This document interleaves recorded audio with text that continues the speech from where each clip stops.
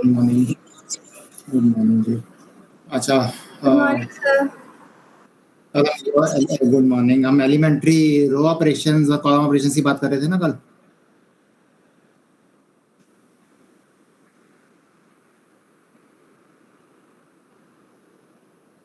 तो मैंने आपको ये कहा था कि applying elementary row operations on a matrix does not change its row rank. Applying elementary column operations does not change its column rank. Right? ये किया था हमने लास्ट। Yes, sir. ओके, तो अब हमारे पास, मैं फिर से एक बार रिपीट कर रहा हूँ, द मैक्सिमम नंबर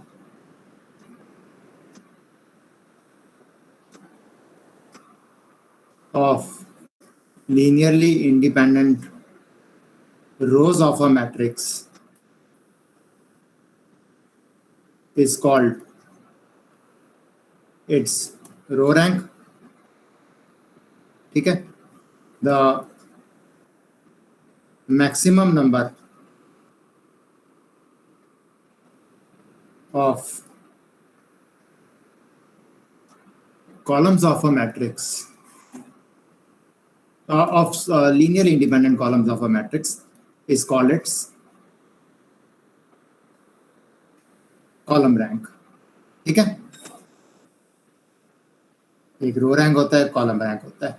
तो अगर मेरे पास कोई भी एक m क्रॉस n मैट्रिक्स है, ठीक है, any m cross n matrix in general, तो m is the number of rose and n is the number of columns.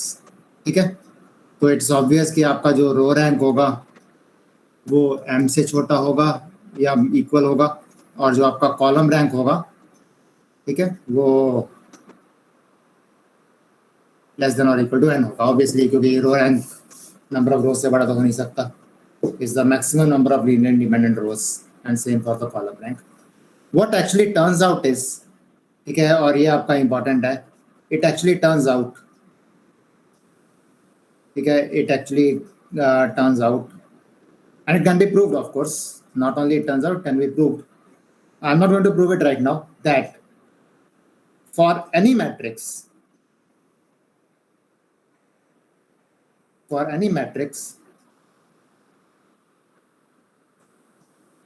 row rank is always equal to the column rank.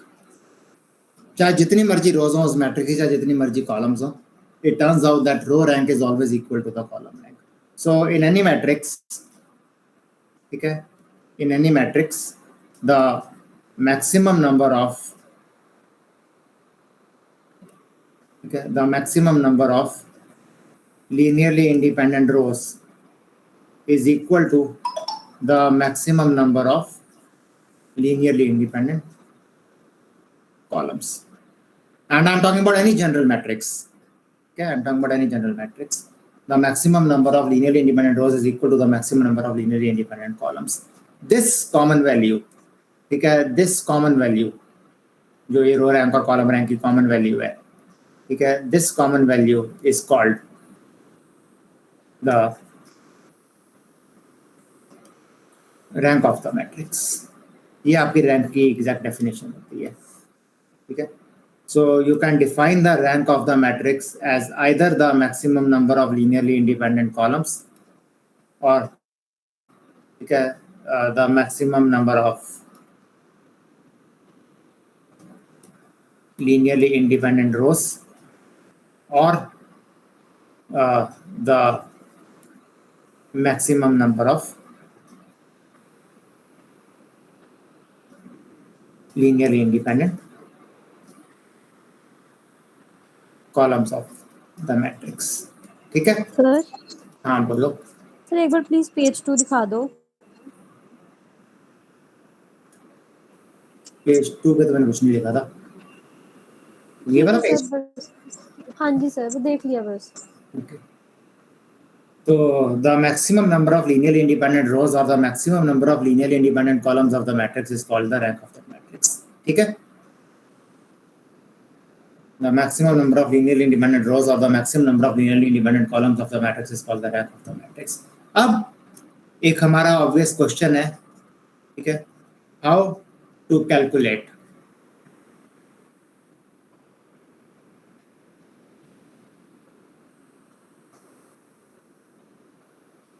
Row rank और column rank, कोई एक कर लेंगे, वो एक ही बात है। How to calculate row rank और कॉलम रैंक। ऑब्वियसली अगर मेरे पास कोई भी मैट्रिक्स दी हुई है, ठीक है, उसकी सर्टेन रोज दी हुई है, अगर मैं डेफिनेशन से चलने की ट्राई करता हूँ कि पहले मैं इनकी लीनियर इंडिपेंडेंस चेक करूंगा, अगर ये लीनियरली इंडिपेंडेंट नहीं है तो फिर मैं एक कम करके चेक करूंगा, अगर वो सारे केसेस भी इंडिपेंडेंट नहीं आते, डिपेंडेंट आते हैं, तो मैं एक दो कम करके चलूंगा। तो that of course is a tedious process. हमने कल भी बात की थी कि चेकिंग इट बाय डेफिनेशन, ठीक है, चेकिंग इट बाय, ठीक है, checking it by definition is not an easy task. It might be easy in some cases, किसी एग्जांपल में, but generally it is not an easy task, ठीक है, क्योंकि हमें नहीं पता कि कब लीनियर इंडिपेंडेंस डिपेंडेंस आएगी और इतनी सारी कैलकुलेशंस करनी है, तो बहुत टाइम कंज्यूमिंग भी है। It's generally not an easy task, ठीक है। तो what we are going to make use of, ठीक है, we will make use of the fact that row rank, or in fact the column rank, does not change on applying elementary row oblique column operations, ठीक है। रो की बात करेंगे तो रो operations करेंगे, column की बात करेंगे तो कॉलम ऑपरेशंस बात करेंगे, ठीक है। We'll make use of the fact that row rank, column rank does not change on applying the elementary row or column operations. So how do we do it? ठीक है, उसके लिए मैं एक एल्गोरिथम डिफाइन करूंगा, उसके बाद मैं आपको बताऊंगा कि हम उसमें से रैंक कैसे रीड करेंगे। तो ये जो एल्गोरिथम है जिसको मैं डिफाइन करने जा रहा हूँ, ये एक बहुत ही इंपॉर्टेंट एल्गोरिथम है, ये बहुत जगहों पे यूज होता है। It's a simple algorithm but it's an important algorithm, ये बहुत ही जगहों पे यूज करता है, होता है, ठीक है। तो अब हम इस एल्गोरिथम को डिफाइन करेंगे।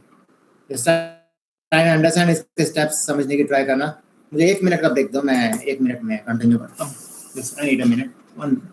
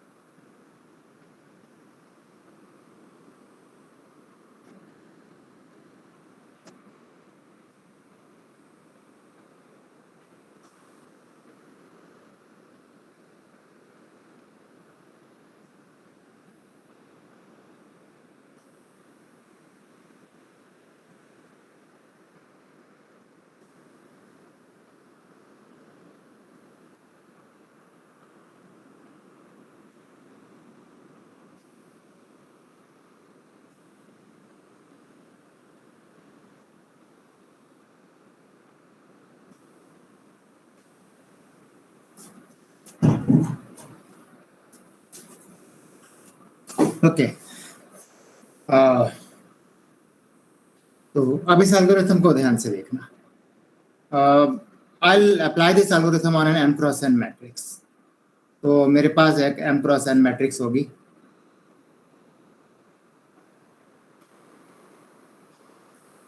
जिसको मैं इस तरह से डिनोट करूंगा, A11, A12, A13 and so on, A1n, A21, A22, A23, A2n, A31,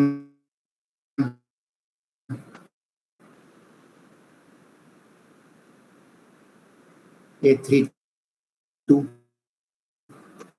A33 and so on, A3n, and AM2, AM3 and so on, AMN. Is that okay? That's the general notation for a m cross n matrix. Aij, आपको ये पता है? Is that okay? Yes, sir. ठीक है, तो now just try and understand the algorithm. ये बहुत simple algorithm है, बट इसके स्टेप्स जरा ध्यान से समझ लो मैं क्या बोलने जा रहा हूँ। We look at the first entry A11। हम सबसे पहले अपनी फर्स्ट एंट्री को नोट करते हैं, ठीक है। We look at the first entry A11। अब there are two cases, यहाँ तो आपका A11 नॉन जीरो है, यहाँ आपका A11 जीरो है, ठीक है। There are two cases, यहाँ तो आपका A11 नॉन जीरो है, यहाँ आपका A11 जीरो है। अगर तो आपका A11 जीरो नहीं है, ठीक है, देन ओके, फिर हम अगला स्टेप करेंगे। एल्स, ठीक है, else if A11 is zero, ठीक है, then look at A21, the entry just below it. अगर ये आपका, अगर तो ये नॉन जीरो है तब तो कुछ नहीं करना, मैं तब हम करेंगे वो अभी बाद में बताता हूँ। लेकिन अगर आपका ये जीरो है, then we look at A21, ठीक है। अगर ये जीरो है then we look at A21, okay. तो अब अगेन A21 पे दो चीजें होंगी, यहाँ तो ये आपका नॉन जीरो होगा, यहाँ ये आपका जीरो होगा। अगर ये आपका नॉन जीरो है तो ठीक है, अगर ये आपका जीरो है then we look at A31। Understand मैं क्या कह रहा हूँ आपको? मेरा जो पहला कॉलम है, मेरा जो ये पहला कॉलम है, इस पहले कॉलम में से मैं पहली नॉन जीरो एंट्री ढूंढने की ट्राई कर रहा हूँ। अगर तो A11 ही नॉन जीरो है तो कोई प्रॉब्लम नहीं है, नहीं तो आई लुक एट A21। अगर A21 भी जीरो आती है then I look at A31। अगर A31 भी जीरो आता है, look at A41 and I continue so on and I will ultimately get a non zero entry. क्योंकि मुझे इतना तो पता है कि मेरा जो पहला कॉलम है वो टोटली जीरो नहीं है। अगर वो टोटली जीरो होता तो हमें उस कॉलम की जरूरत ही ना होती, तो मैं मैट्रिक्स को m क्रॉस n माइनस 1 कर देता। तो अभी के लिए मैं ये अज्यूम करके चल रहा हूँ कि हर कॉलम में एटलीस्ट एक एंट्री नॉन जीरो जरूर आती है फर्स्ट स्टेज पे, उसके बाद नहीं आएगी। फर्स्ट स्टेज की बात कर रहा हूँ सिर्फ। The given matrix. Is that okay? आपको मेरा पहला स्टेप क्लियर है मैं क्या कह रहा हूँ? सर ये आपने अभी m क्रॉस n माइनस 1 बोला, ये दोबारा बताना प्लीज। नहीं, मैं ये कह रहा हूँ कि अगर ये सारी की सारी रोज, अगर ये सारा का सारा जीरो हो गया पहला कॉलम, तो मुझे इस कॉलम की जरूरत ही नहीं है, तो मैं मैट्रिक्स ही इतनी लूंगा। हाँ जी आगे सर। ठीक है, तो मैं मैट्रिक्स ही इतनी लूंगा, फिर मैं पूरी मैट्रिक्स की बात ही नहीं करूंगा। तो मैं ये अज्यूम करके चल रहा हूँ कि एटलीस्ट एक एंट्री जरूर नॉन जीरो होगी हर रो और हर कॉलम में, एटलीस्ट टू स्टार्ट विद। ठीक है, एटलीस्ट टू स्टार्ट विद मेरी एक एंट्री जरूर नॉन जीरो होगी। तो इज इट क्लियर? मैंने क्या किया अभी? मैंने पहली नॉन जीरो एंट्री को आइडेंटिफाई किया। तो सपोज अगर तो ये आपका A11 नॉन जीरो है तब तो हमें कुछ नहीं करना। अगर A11 जीरो नहीं है तो आई लुक एट A21। अगर A21 भी आपका जीरो है तो I look at A31 and so on. तो मैं सपोज करता हूँ कि मेरी कोई पर्टिकुलर एंट्री जो सबसे पहली एंट्री है वो, चलो मैं A21 को नॉन जीरो मान लेता हूँ। ठीक है, तो जो भी मेरी पहली नॉन एंट्री आती है मैं नॉन जीरो मैं उसको देखता हूँ। ठीक है, तो if the first non zero entry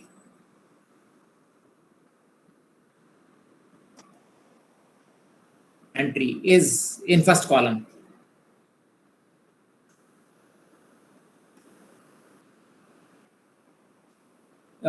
is at the kth place। ठीक है, kth place का मतलब है कि K1 आपका नॉन जीरो है, उससे पहले लेकिन सारे जीरो हैं। तो K1 से पहले वाले जितने भी हैं, ठीक है, वो सारे के सारे जीरो हैं। तो A11 A21 up to AK-1, ये सारे के सारे जीरो हैं। AK1 आपका नॉन जीरो है। Is it okay? You understand मैं क्या कह रहा हूँ? If the first non-zero entry in the first column is at the kth place, then we interchange first row with the kth row so that आपकी पहली position की जो entry है वो नॉन जीरो आ जाए। तो मैं जैसे एग्जांपल बताता हूँ। तो मेरे पास अगर मैट्रिक्स है 0 1 2 1, ठीक है, 0 2 3 2 1 1 4 2 2 1 1 3, ठीक है। तो अब ये एंट्री आपकी जीरो है, ये भी जीरो है, तो ये आपकी पहली नॉन जीरो एंट्री आती है। तो मैं इस रो और इस रो को चेंज करूंगा, ठीक है, and I get a new matrix जिसको मैं लिखूंगा 1 1 4 2, ठीक है, 0 2 3 2, दूसरी रो वहीं पे रहेगी 0 1 2 1 एंड 2 1 1 3। समझ आया मैं क्या कर रहा हूँ? Yes sir. This is what I am doing. एक एलिमेंट्री रो ऑपरेशन अप्लाई कर रहा हूँ, ठीक है। तो इस एलिमेंट्री रो ऑपरेशन को अप्लाई करने का रीजन ये है कि ये जो मेरी पहली एंट्री है, इस एंट्री को मैं नॉट इक्वल टू 0 बनाना चाहता हूँ, ठीक है। सो आई इंटरचेंज द रोज, मैं इसको जिससे भी इंटरचेंज करना है उससे इंटरचेंज कर लूंगा, सो दैट मेरी पहली एंट्री आपकी नॉन जीरो बन जाती है। एंड आफ्टर चेंजिंग मैं अपने जो वेरिएबल्स हैं जिनको मैं यूज कर रहा हूँ A11 A12, उनको मैं रीनेम करके यहाँ पे A11 A12 A1n, ठीक है, A21 A22 A2n and so on, finally AM1 AM2 AMn, यही रहने देता हूँ, ठीक है, विद द कंडीशन दैट मेरा जो A11 है वो नॉट इक्वल टू 0 है। Is that okay? This is the first step of my algorithm. मेरा स्टेप 1 क्लियर है एल्गोरिथम का? Yes sir. ठीक है, yes is the step 1 of the algorithm clear? तो स्टेप 1 में मैंने अपनी जो पहली एंट्री है मैट्रिक्स की उसको नॉन जीरो बना दी है, ठीक है, by, and mind you I am going to apply only row operations. मैं जो अब करने जा रहा हूं, मैं इस पूरे एल्गोरिथम के, ठीक है, in the whole algorithm, in the algorithm, ठीक है, in this algorithm will apply, ठीक है, ओनली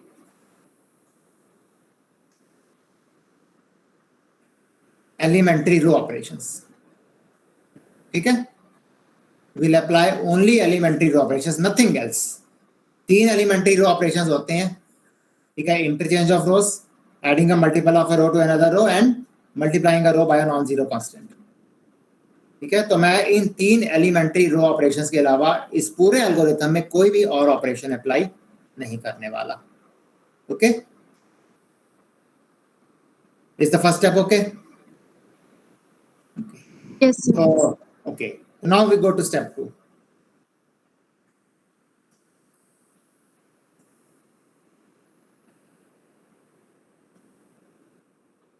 तो अब क्या है मेरे पास, मैं फिर से मैट्रिक्स लिख रहा हूँ A11 A12 A1n A21 A22 A2n, ठीक है, A31 A32 A3n and so on AM1 AM2 and AMn, ठीक है। मैंने फिर से मैट्रिक्स लिखी।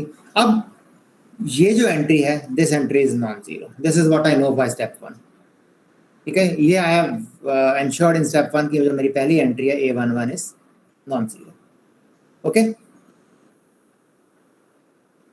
तो अब स्टेप 2 में हम क्या करेंगे, हम इस एंट्री की हेल्प से, ठीक है, हम इस एंट्री की हेल्प से इसके नीचे जितनी भी एंट्रीज हैं इनको जीरो बनाएंगे by applying elementary row operations. Of course इनको जीरो बनाने के चक्कर में बाकी सारी एंट्रीज भी चेंज होंगी, वो भी हम चेंज करेंगे, लेकिन हमारा जो प्राइमरी फोकस है वो इनको जीरो बनाना है। तो what I do is row 2 will change to row 2 minus A21 divided by A11 into row 1। You understand मैं क्या कर रहा हूं? Yes sir. मैं Yes, फर्स्ट sir. रो को A11 से डिवाइड कर रहा हूँ, A21 से मल्टीप्लाई कर रहा हूँ और सेकंड रो में से सब्ट्रैक्ट कर रहा हूँ। इसको करने से क्या होगा, ऐसा करने से क्या होगा, ये जो एंट्री है ये जीरो बन जाएगी। बाकी एंट्रीज भी चेंज होंगी, बाकी एंट्रीज भी ऑफ कोर्स चेंज होंगी, ठीक है, वो जो भी चेंज होंगी वो आपको करनी है, लेकिन टू स्टार्ट विद आपकी इनिशियली इस ऑपरेशन को लगाने से ये एंट्री आपकी जीरो हो जाएगी। Similarly R3 will change to R3 minus A31 divided by A11 into R1। You understand again मैं क्या कर रहा हूँ?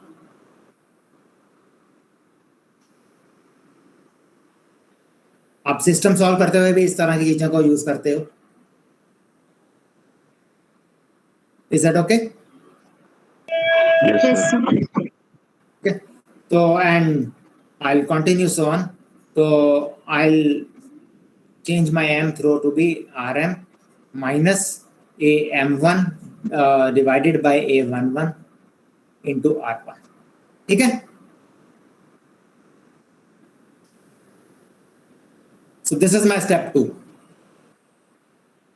जो एंट्रीज इनमें से ऑलरेडी जीरो है उन पे कोई फर्क नहीं पड़ेगा, वो जीरो ही रहेंगी। ठीक है, द एल्गोरिथम इज सच कि आपकी जो बाकी एंट्रीज हैं वो जो जीरो है वो जीरो ही रहेंगी, वो नॉन जीरो नहीं बनेगी। हम बेसिकली इनको जीरो बनाने की ट्राई कर रहे हैं। ठीक है सर, R1 में जो अपने मतलब A21 A11 से जो मल्टीप्लाई डिवाइड किए वो समझे नहीं क्यों मतलब। ओके, मैं एक एग्जांपल से समझा देता हूँ, मैं समझा देता हूँ। Okay sir. देखो, सपोज मेरे पास ये मैट्रिक्स है 1 2 1 3 2 1 -1 1 1 2 1 4 एंड 2 2 3 1। ठीक है, चलो एक 4x4 मैट्रिक्स ले लिए, तो ये एंट्री आपकी नॉन जीरो है। ठीक है, तो अब मैं क्या, चलो मैं इसको यहाँ पे भी 2 ले लेता हूँ, थोड़ा सा और क्लियर हो जाएगा। ये एंट्री आपकी नॉन जीरो है। ठीक है, स्टेप 1 आपका हो गया। स्टेप 1 हमें करने की जरूरत नहीं है। तो अब मैं क्या करूंगा, मुझे इसको इसको और इसको जीरो बनाना है। तो R2 will change to R2 minus R1, इसको जीरो बनाना है। तो R3 will change to R3 minus 1/2 R1। ठीक है, इसको चलो मैं 3 लिख लेता हूँ 2 मिनट के लिए। And R3 will change to R4 will change to R4 minus 3/2 times R1. Is that okay?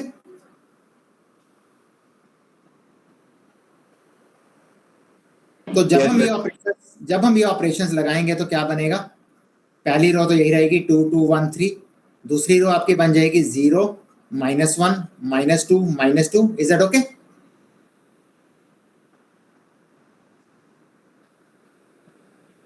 Yes sir.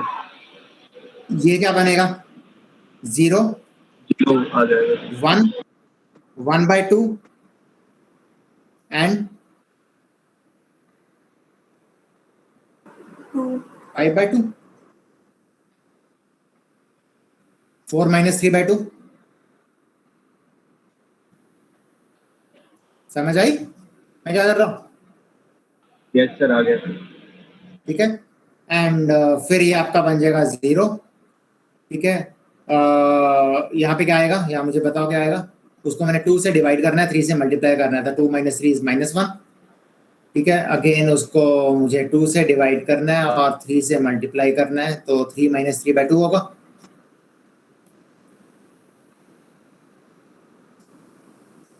कितना बनेगा? 3/2 सर। 3/2 एंड लास्ट एंट्री क्या आएगी मेरी? -7/2। लास्ट एंट्री क्या आएगी? तो -7/2। -7/2 2 से डिवाइड करना 9/2। हाँ, 1 - 9/2 इज -7/2। ठीक है, अब क्लियर है क्या किया हमने? स्टेप 2 क्लियर है? Sir yes sir. जिसमें ऑलरेडी जीरो Okay. रहेगा उस पे भी ऑपरेशन करेंगे क्या? जो जिसमें ऑलरेडी जीरो रहेगा पहले से ही उस पे तो भी ऑपरेशन उसमें ऑपरेशन लगेगा ही नहीं। देखो, अगर सीधी सी बात है, अगर सपोज ये एंट्री ऑलरेडी जीरो है, ये 3 1, तो ये जीरो हो जाएगा, तो R3 विल रिमेन R3, फिर कुछ भी नहीं होगा। अगर कोई एंट्री ऑलरेडी जीरो है तो कुछ भी नहीं होगा। अगर ये सपोज ऑलरेडी यहाँ पे जीरो होता तो हम कुछ भी ना करते इसको। ठीक है, यू अंडरस्टैंड? सर मैं बोल रहा हूँ कि उस पे ऑपरेशन अगर इस करेंगे या नहीं? हाँ, उस पे ऑपरेशन करना है या नहीं सर? जरूरत नहीं है। Okay sir. ठीक है, जरूरत नहीं है।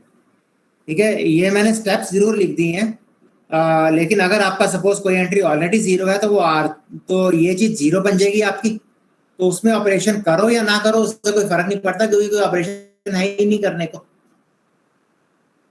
फिर आपका ऑपरेशन नहीं करना। करना। देखो इसमें ना दो चीजें होती हैं, अगर तो आप चीजों को मैनुअली करें तो आपको नहीं करना हो ना, तो आपको ये ऑपरेशन करना पड़ेगा। कंप्यूटर ये ऑपरेशन करेगा, इंसान नहीं करेगा। यू अंडरस्टैंड मैं क्या कह रहा हूँ? Yes sir. ठीक है, देखो किसी भी एल्गोरिथम का ना तब फायदा भी होता है और तब इंपॉर्टेंस भी होती है कि अगर आप उसको एक कंप्यूटर प्रोग्राम में कन्वर्ट कर सको।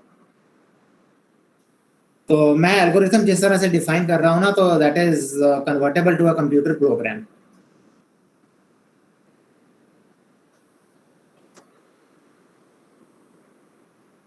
ठीक है,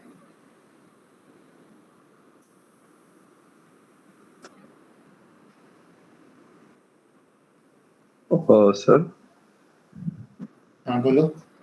सर आपकी आवाज कट रही है काफी। कट रही है? हाँ सर, एक बार सबसे पूछ लीजिए कि मेरे साथ मुझसे कुछ हो नहीं है। एक मिनट रुको, सर अभी तो ब्रेक हो रही थी थोड़ी देर पहले। एक मिनट।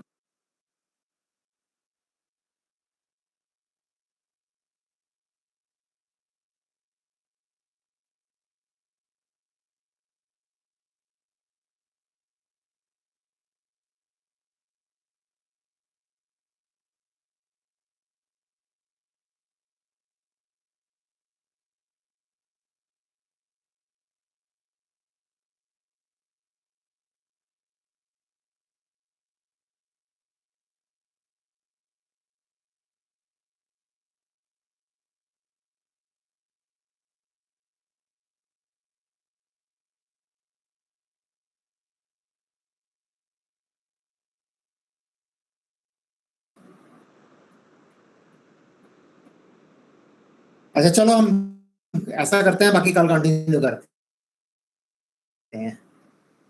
स्टेप 3 कल बताऊंगा। Okay sir. ठीक है,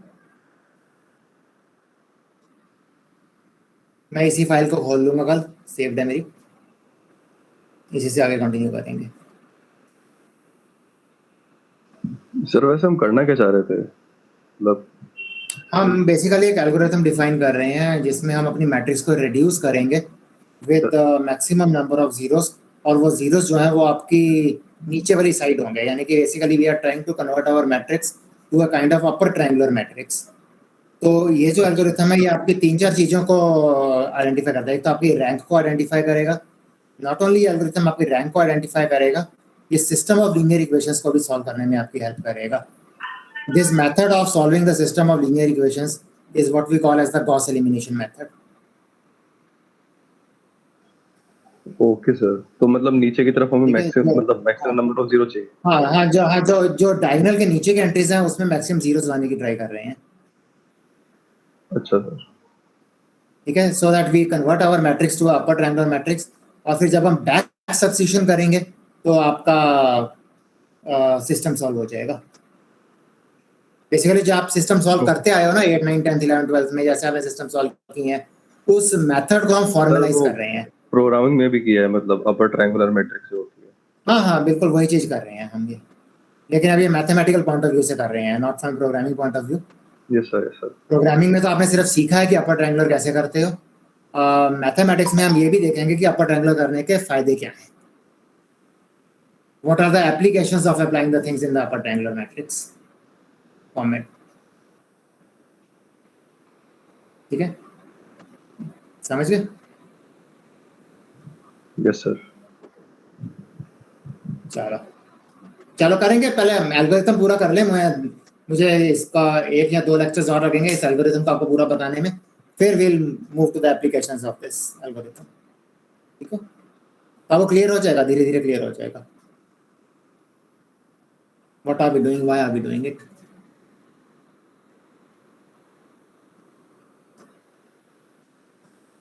चलो कल करेंगे कंटिन्यू। अच्छा हमारी छुट्टी है, कल की छुट्टी है या परसों की छुट्टी है कैलेंडर में? तो कल की देर सेंटर ने परसों की, सेंटर ने परसों, मुहर्रम की छुट्टी है, सेंटर ने परसों की है शायद, हमारी यूनिवर्सिटी की पता नहीं, हमारे में कल की है। पीयू कैलेंडर से।